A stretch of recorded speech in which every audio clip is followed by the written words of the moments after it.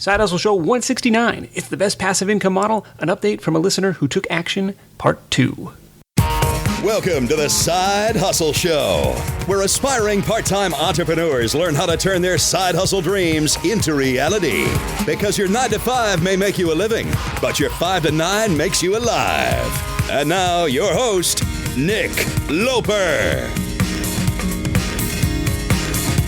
What's up? Nick Loper here. Welcome to the Side Hustle Show, where it's all about ideas, action, and results on building job-free income streams. Today's episode is part 2 of what at the moment is a 2-part series on listeners who took action on one particular episode they heard last year.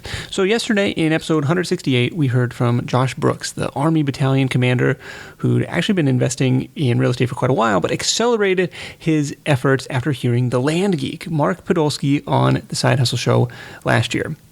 Mark was on episode 108, and he says raw land investing is the best passive income model because there are no products to build, there are no tenants to deal with, no toilets to repair, and you can start without a big upfront investment. So if you missed that episode and you want to go revisit it, you can do so at sidehustlenation.com/land. And in this special Friday edition of the show, I'm joined by another raw land investor, Chris Pritchard.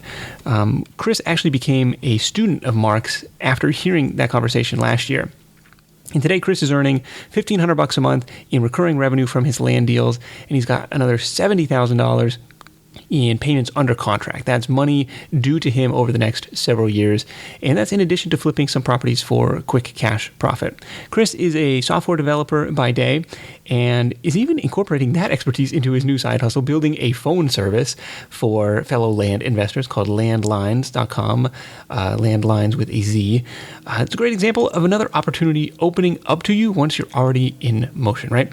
You can check out some of Chris's deals at landsofadventure.com, and you can grab the land investing action guide that includes both Josh and Chris's top tips at sidehustlenation.com/land2, LAND2. Ready? Let's do it. I basically have about 1,500 in land payments every month. I made about $30,000 last month in total sales and payments, and I've got about $75,000 in land contract totals.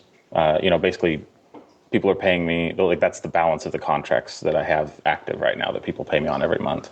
That's kind of where I'm sitting right this very minute, and who knows, by the time this airs, it could be quite a bit different because there's always something going on. There's always a deal, coming in or going out, buying and selling. It's really fun. Just, that kind of any day, anything can happen.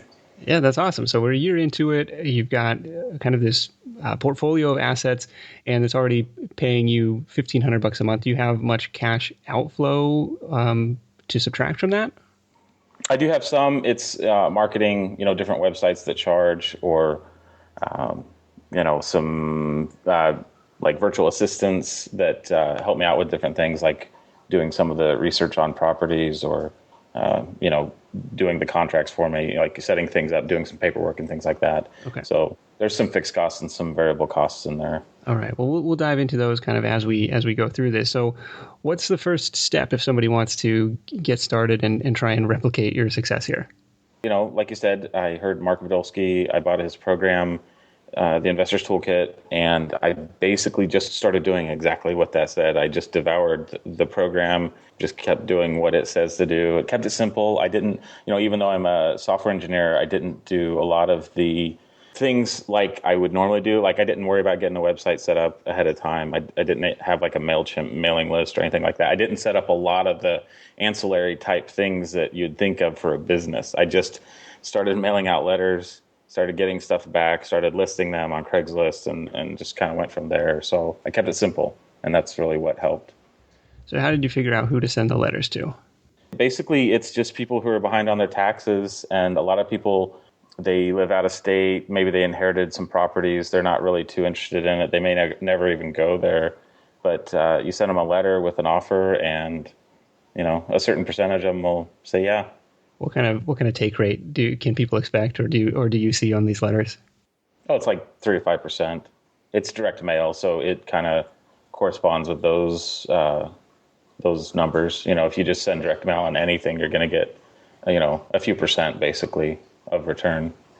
Yeah, so you can scrub these databases, or are you buying lists of these property owners? I've got a guy who's really good at doing screen scraping. So a lot of times I'll find a county's website that you can look up your taxes to pay them online. And if you just like type A, it'll show all the A's. And then like I just have that guy go in there and he automates the whole thing. He'll get me the entire list. And that's usually where I start. That's crazy. So that shows you the list of parcels, or that shows you the list of landowners? Well, it's got the owners, their addresses. It's basically all the information I need to do this, and then it shows like their estimated market values and things like that. It varies depending on the county. Some are more complicated to get the data for than others, but okay, interesting. So after a while, you get used to it. And kind of like Mark, you targeting kind of the southwest, mountain west states.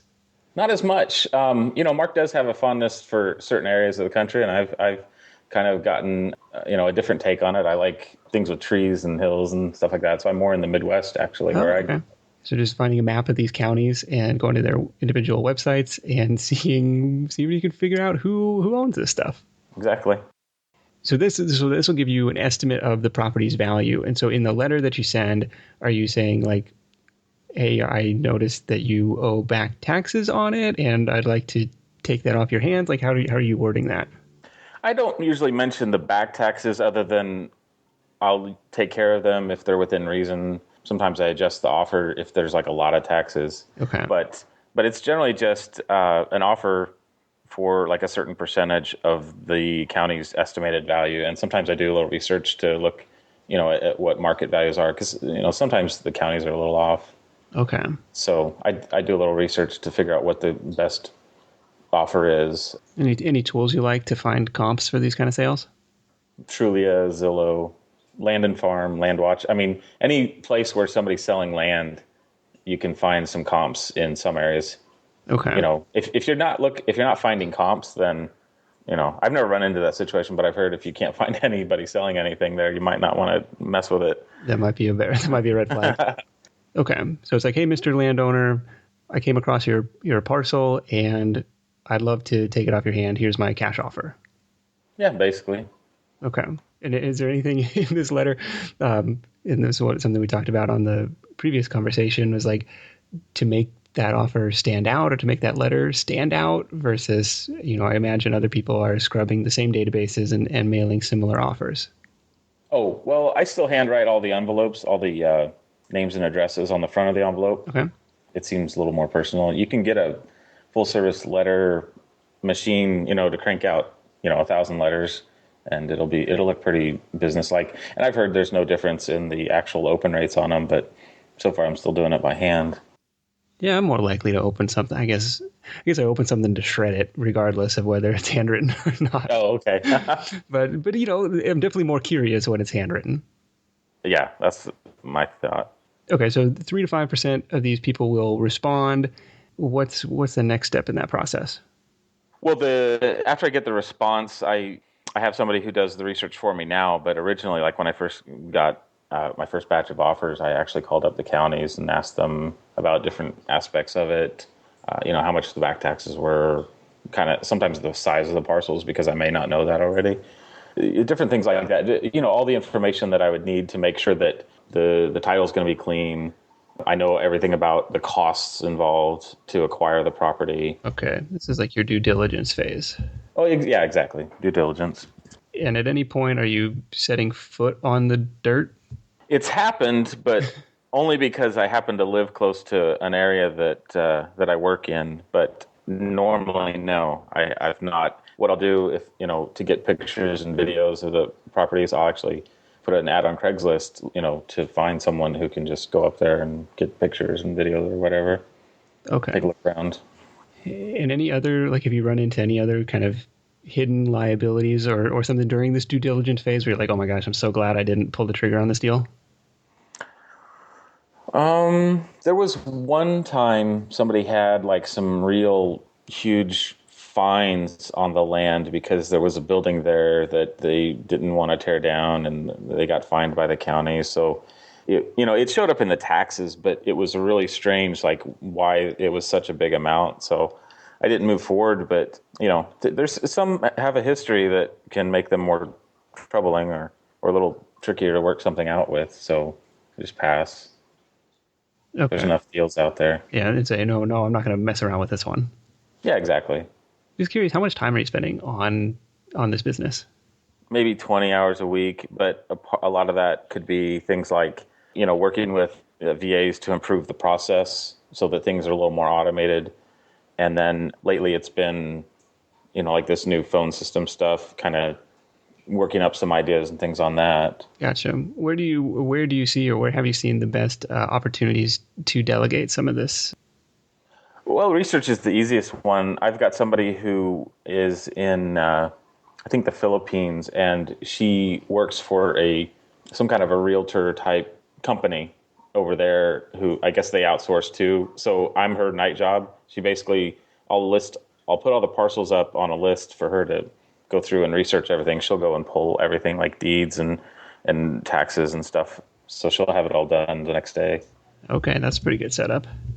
And then are you getting on the phone with the sellers, or like, what's that transaction, or is it just like all done through mail, email? Well, I offer a lot of ways for people to connect with me. It's I trying to take down any barriers. So, there are some people who say they only do like email, like on Craigslist. They'll only list an email address to reply to, but I'll put a number to text or call. And I've even got a chat thing on the website. So, Okay. I just leave it all out there for people to contact me. And in all that, that's kind of where I came up with the idea to do the phone service, because a good way to do it is to have a line for buyers and then a line for sellers so that you know more about what's going on when people call. And sometimes you want to just let some of the callers go to voicemail, but if somebody's calling in to buy a property, you might want to go ahead and pick up. So you never know who's calling. So if some of the things that I plan to do in this system is to make it easier to tell and manage some of that flow. Okay. What's a typical acquisition cost for a parcel? Or, you said something with trees. Any other criteria you're looking for in terms of acreage or price point? My sweet spot is really in the $1,000 to $1,500. I don't, because a lot of times you're getting like an acre for that amount, depending on the location. But if I can, I know that I can sell those at, say, $99 a month, maybe even $99 down, and get my money back, in a pretty decent amount of time. So those are a lot of what I do. If they get too big, I've got 6.5 acres on Table Rock Lake in Missouri, which is actually a pretty upscale area. And so that one, it does present a challenge of, finding the right buyer, because I'd charge like $500 a month for like 10 years for that property. Okay. And so it's going to be, it's going to be in the pipeline longer than one that I buy for like $1,000 and then put it on those payments, for a couple of years or whatever. So I'm going to sell, 10 of those before I sell this other, big lake lot thing, Okay. And that's, there's a lot of things that you brought up there, but one I wanted to ask about was your turnaround time. So like, Are you, buying and holding stuff for a long period, or you tend to find buyers pretty quick? It does vary. For instance, like if I can find stuff that I can price, $99 down, $99 a month, I'll sell a lot of those. It's almost like when you go to the grocery store, there's these items that are always like, they're always going through stock, but I don't know, there's going to be stuff depending on the pricing and the location. There's going to be things I churn through a lot faster, Okay. And like in the summer, if I've got a lake lot, it's just going to get snapped up pretty quick, but in the winter, it won't, Yeah. Are those payment prices or lease to buy prices based off like a cash purchase price? Or I'm curious, how are you setting that price? Like obviously $99 is an attractive thing or attractive number, but is there like some science behind that? Even before I started doing this, I saw that kind of marketing on lots. I just was thinking to myself that it'd be good to have some land somewhere. And so I looked around and I saw some of these deals that were like $99 down, $99 a month. And it looked compelling. It's like cheap. You buy like an acre of land and you just make some payments. It's an easy payment. And then I thought more about it, like, okay, so how are they doing this business? And that, I actually was thinking along those lines before I heard the podcast with Mark Podolsky. Yeah. So it was already front and center, on my mind. But it's kind of the business, easy payments for people, because there's a lot of people out there who just want to get a little bit of land. Mark calls them, like he says, they're man jewelry. People will collect like a certain number of parcels of land, and that's what makes them happy. It's cheaper than a lot of jewelry too. Yeah, it is. And so these are going to be on 5 or 7 year terms, or depending on the price. I mean, you can stretch it out, and you can structure it however you want, and say once you complete the payment cycle, I'll hand over the deed. So you're still holding it in the meantime, and so you're responsible for, I guess, maybe liability insurance or like the tax carrying costs and stuff like that. Is that a significant burden for you? No, in the contract it just says that when the taxes are paid, they'll just reimburse within 30 days. So I just send them something that says, here's this all paid, and once I do transfer ownership at the end of the payment period, that'll just be up to them to make those payments. But okay, so you're passing the tax cost on to the buyer. Oh yeah. Okay. Yeah, it's pretty common. I don't think I haven't talked to anybody who actually does it any other way. Okay. So you mentioned Craigslist. You mentioned Land and Farm. Are there any other? And of course your own website, Lands of Adventure. Are these the kind of the main marketing channels to find buyers? Yeah, pretty much. Okay. Those 3 are the main ones I use. I see some here and there, and but as far as traffic goes, I think Land and Farm and Landwatch are pretty close, as far as how many leads I get from them. And Craigslist is just the most. That's where most people go. Really, that's an interesting one. Do you have a target you're shooting for in terms of cash flow, in terms of number of acres or property? Like, do you want to own like half the state or something? Oh, half the state. Well, there's actually been some smaller areas where I'd look at a little subdivided area and say, yeah, it'd be cool to own like all of that, because one guy sold me 9 lots in an area, and it's probably got about 40. So I had a pretty good chunk of that place. Okay. And but there are some places where I have a really good experience selling, and I want to get more in that area because I know I can sell them, So okay. There are times where that happens. Okay. Yeah. So you're at $1,500 a month. Like, is this going to be a job replacing income level at what point? Or, what are you shooting for? What's the end game? Oh, if I had like, $10,000 a month in land payments, that'd be pretty cool. But if somebody does a cash purchase, it could be, that's why February was such a great month for me. Somebody bought like $20,000 worth of land. So, that's awesome. It's $10,000 a month in payments is great, but if you can do a cash sale, you can have a really good month anytime. You got to hold on to that for more than 12 months so you can get hit with your short-term gains. Well, yeah, I reinvest a lot of stuff, so yeah, I'll leave that up to the accountants. All right, fair enough. Well, Chris, thanks so much for joining me. I think this is very insightful stuff and a very exciting side hustle to try and break into. So I appreciate you sharing your insight, your success on that front. You can check them out at landsofadventure.com, and we'll wrap this thing up with your number one tip for Side Hustle Nation. I've got an all-time favorite book. It's called The Richest Man in Babylon, and it really taught me a good way to look at money and how to make it grow. There's a lot of good advice in that book. It's always been one of my favorites. Well, very cool. We'll have to check that one out. Thanks, Chris. We'll catch up with you soon. All right. Thanks, Nick. Talk to you later. Well, there you have it. Another take on the land investing side hustle. Of course, if you want to check out the original episode, the one that inspired the last two, it is episode 108, and you can find it at sidehustlenation.com/land. And if you want to learn more about this business from the land geek himself, you can head over to sidehustlenation.com/TLG. That's TLG for the land geek. Now, currently on that page, Mark is giving away his free land investing blueprint, though that offer may change in the future, and for the sake of disclosure, that is an affiliate link.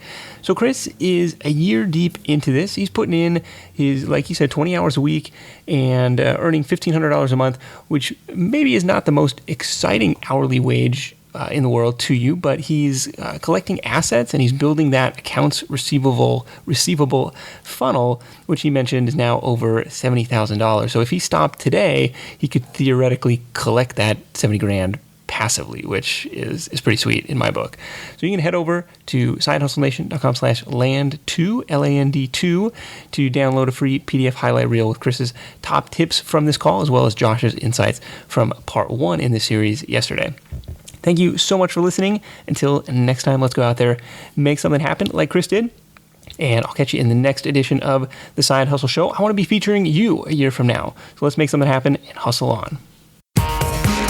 Thanks for listening to The Side Hustle Show at www.sidehustlenation.com.